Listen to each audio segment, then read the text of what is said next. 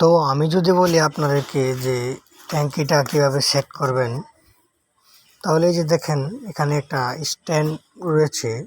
এই যে স্ট্যান্ড, এই স্ট্যান্ডটি দিয়ে আপনারা সেট করতে পারবেন। তো এটাকে ভালো করে দেখে নিই ট্যাঙ্কিটা আমরা। এটা হচ্ছে শাহিনের ফার্স্ট ট্যাঙ্ক। এই যে এখান দিয়ে লাইন ঢুকবে, এখান দিয়ে লাইন বের হবে। তো এই দেখেন সেট করার পর এটা এরকম হবে। তো এটা রাখার জন্য একটি নির্দিষ্ট জায়গা দরকার, যে জায়গাটি আমরা আগে থেকে করে রেখেছি। এই যে দেখেন কমোডের পিছনে এই যে একটি পাইপের মুখ দেখা যাচ্ছে।